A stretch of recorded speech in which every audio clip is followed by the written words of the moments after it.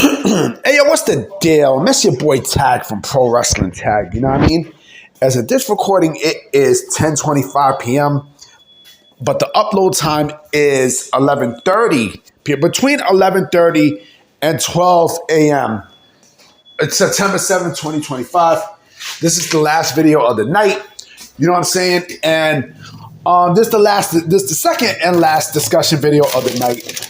You know what I'm saying? Right now, I'm just preparing some stuff for tomorrow. Oh, let me take the ground beef down too. Preparing some stuff for tomorrow. You know what I mean? I just finished doing my fish and such. Let's talk. You know, one thing about pro wrestling that you are always gonna hear, that you're always gonna see and hear, is backstage drama. Right? Backstage drama always plagues every single wrestling promotion. It doesn't matter who you are, what you are. You know, you're always gonna have politics in the back. Always. You know, not only people want to get ahead. It's funny because people want to get ahead, you know, over a scripted sport. And they want to politic over a scripted sport. I mean, it's hilarious. I mean, you got politics in sports, period. You know what I mean? Like, you always going to have politics everywhere. In every sport, you're going to have politics. You're always going to have the star athlete or star athletes who's going to, you know, who has, you know, final say over many things, right? Over many aspects, right? Of their team, of their organization, or whatever, right? And it's no different. You know, it's basically no different here with pro wrestling. I mean, anybody, especially like if you have creative control, right? If you have creative control, like you're basically the biggest politica there. You know what I mean? Hulk Hogan had it. You know, who else had? You know, Shawn Michaels had. You know, he was into backstage politics. You know, John Cena. You know what I'm saying? It's no different. You know what I mean? Now Mercedes Moné. Roman Reigns, I'm pretty sure has, you know, is able to put, you know, his 2 cents in or such, right? You know, I mean, you have that all the time. The Rock. You know what I mean? Like, you're always going to have people who, you know, because of their status, they are always going to put their 2 cents in and such, right? And give their thought over the booker, you know, over the creative or whatnot, right? You know, so that they can save their spot. You know, oh, I don't want to drop the title to this guy. I don't want to put over this guy. I don't want to drop the title to this girl or put over this girl and shit like that, right? You always have that. Anyone who has creative control in pro wrestling, that's an automatic, right? It is an automatic. And it's a shame too, because, you know, there are matches that you want to see. You know, there's champions that you want to see, right? And those issues, you know, let's say if I have a problem backstage, right? Unless you are AEW, right? We're going to handle our shit in the ring. Now, I mean, like, I might not like you, right? But fuck it. Let's make some bread. You know what I mean? CM Punk and Seth Rollins. Perfect example. You know what I mean? Go back and forth. You know, it wasn't a backstage thing, right? But it was mostly stuff online. But I'm pretty sure that they had, you know, they spoke backstage like, look, man, you know, I just want to do business and so on and so forth. All right, bet. You know what I mean? Because if this was the 90s, shit would have been cutthroat. You know what I mean? Shit, even Steve Austin had stroke backstage. You know what I mean? He didn't want to, he didn't want to work with Brock. You know what I mean? He didn't want to work with Brock. Not that he didn't like Brock and such, but the fact that, you know, the very fact that they wanted Steve Austin to lose, you know, a random King of the Ring match. You know what I mean? He's like, fuck that. That was the night he walked out. You know what I'm saying? Let me see. Him and Hogan. You know what I'm saying? Him and Hogan. He didn't want to work with Hogan because Hogan likes to politic. So they gave him Scott Hall instead.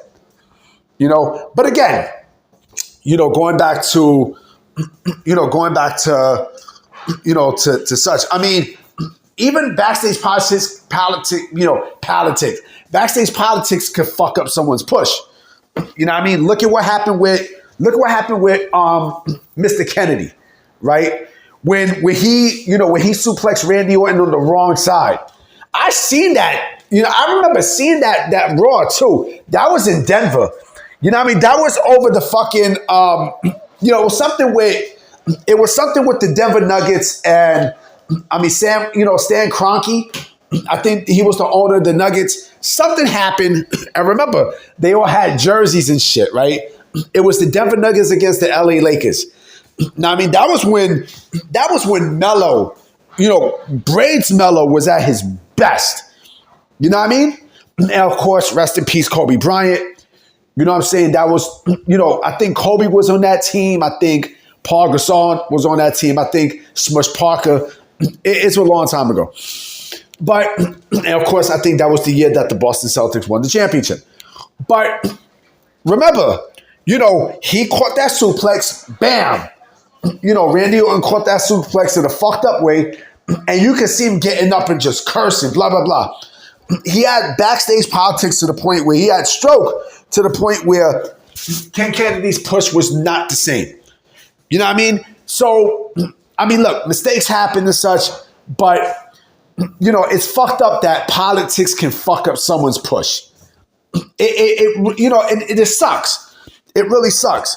Because with backstage politics, again, how much power can you abuse?